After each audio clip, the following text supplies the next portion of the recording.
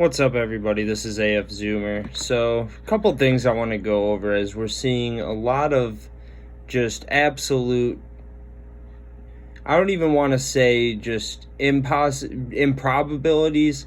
It's utter impossibilities is what we're seeing happening. And it's not even like it's happening in one or two areas. It's happening in almost every single major swing state.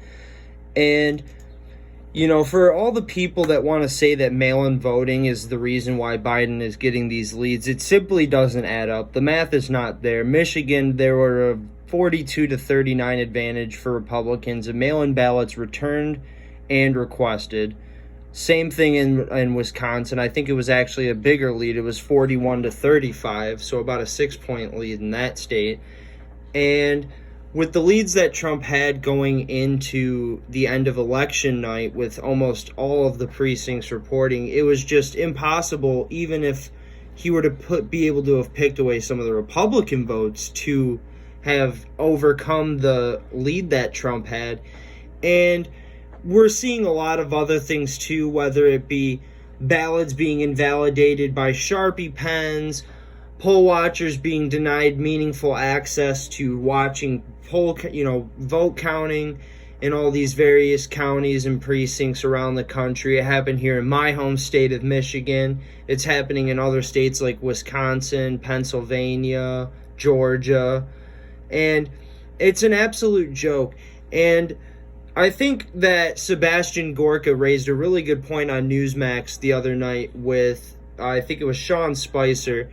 He said that, with Florida having about 10 million people, a little over 10 million, close to 11, having voted in this election, and as diverse as it was, all the mail-in voting, absentee, everything that it was, we knew election night that Donald Trump had won that state and won it decisively.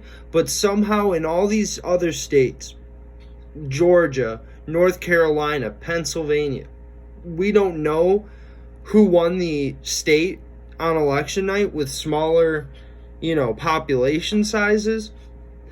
And not only that, but you have mathematical impossibilities happening all over the country, whether it be ballot drops, 100% of them going to Biden, the voter turnout in some of these precincts just being absolutely outside of the deviation. And people that want to say that it's not happening and where's the evidence are just absolutely, their heads are in the sand, and there's no point to even try to convince them at this point. The path to move forward is to keep the political momentum in Trump's favor.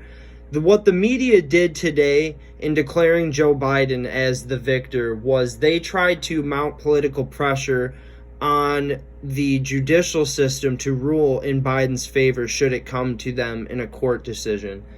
That cannot be allowed. We need to keep the political pressure 100%. For Donald Trump to be putting out these tweets claiming he won and claiming all this stuff about the legal votes and most legal votes for a president ever, that's the smart move, because it keeps the political pressure on his side. Because at the end of the day, the common sense people of this country understand what's going on here. They can't be silenced into believing that the other path is what's happening. I just don't see it. I don't think anyone else sees it.